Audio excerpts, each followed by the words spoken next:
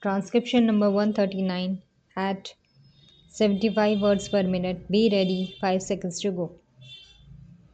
Mr.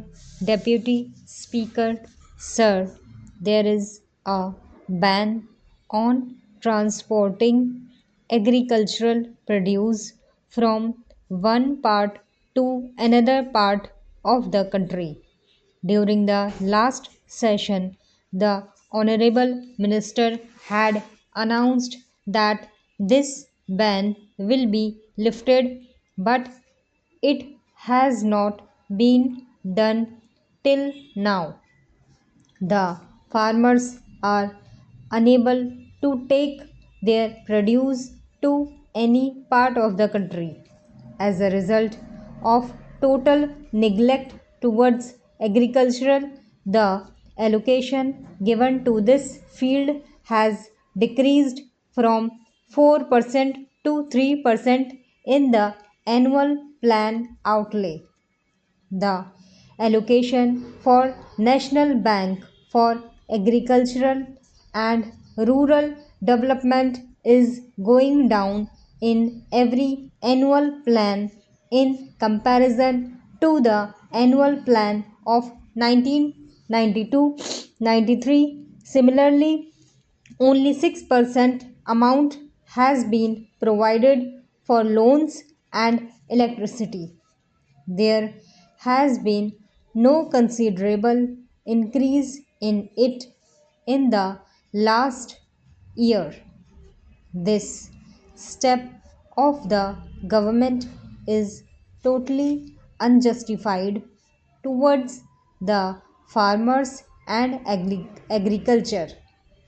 The continuous decrease in the groundwater level is also a matter of grave concern. Ever since the Congress party has come to power, there has been 10% differences between the estimated capacity and actual utilization of irrigation potential. If this gap had been filled, it would have increased the food grain production. Not only our country would have become self reliant in food grains, but it would have been also able to export them. Several big projects are lying pending, and near about 70% of land is deprived of irrigation. Same is the condition of forest areas also. Wherever there are Congress governments, they have grossly violated the interests of the farmers. The network of multinational companies is spreading in our country, which will create problems for the farmers. Their interests are being mortgaged in the hands of foreign powers.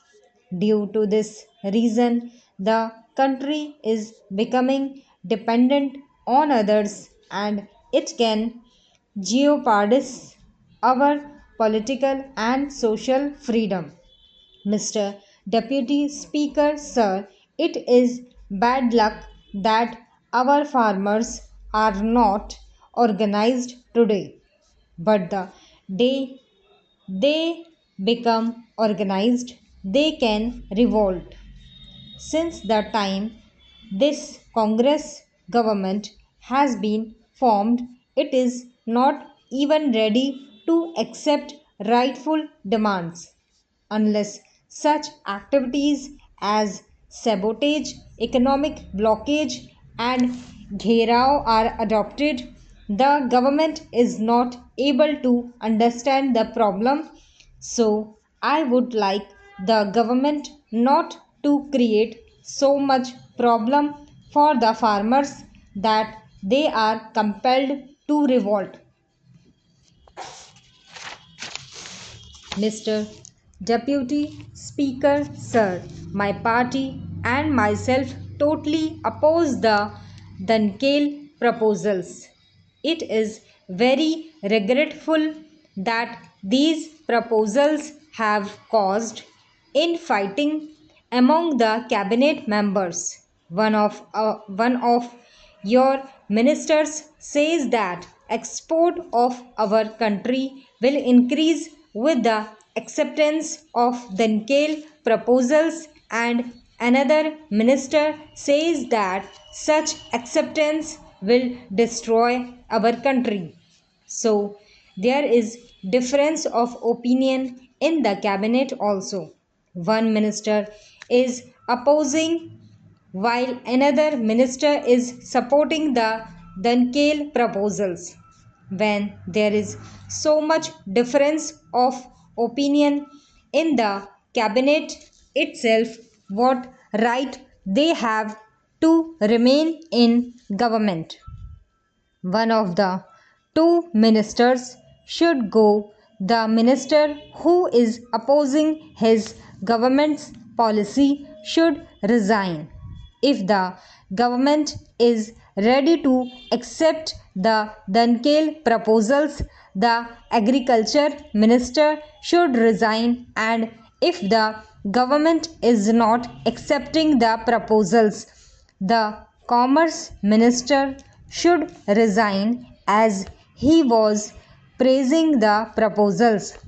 When the farmers resort to agitation for their demands, the entire government will have to resign. Mr. Deputy Speaker, sir, our country is severely affected by drought at present. Orissa, Bihar, Maharashtra, and eastern part of Uttar Pradesh and affected by drought, but our central government decides everything in a haphazard manner. The Prime Minister surveys a state for once and gives rupees 10 crores, rupees 20 crores, or rupees 50 crores. Then he goes to another state. Such a haphazard manner cannot solve the problem. There should be a permanent solution. Even after 65 years of independence, the government has not been able to control drought. Maximum rain water is wasted, and there is no shortage facility. Sir, Andhra Pradesh is also severely affected by drought, and the situation has become so worse that the farmers are forced to kill their own children. Neither there is fodder nor water for their cattle. Sir, it is just opposite in Karnataka. It is affected by floods which have caused a lot of damage. On the one hand, there is devastation due to heavy rains. On the other hand, there is some suffering due to drought. I have read the draft of the agriculture policy. I do not think that the Honorable Minister of Agriculture has paid any attention towards this problem. I would like to submit that this agriculture policy is unfavorable to the farmers. No facilities are being provided to them, and agricultural inputs are being made cost, costlier. Injustice is being done to them. 80% of the population of this country are cultivators, and the government should think about their welfare. If this is not done, then 80% population will resort to agitation, as I have said earlier also.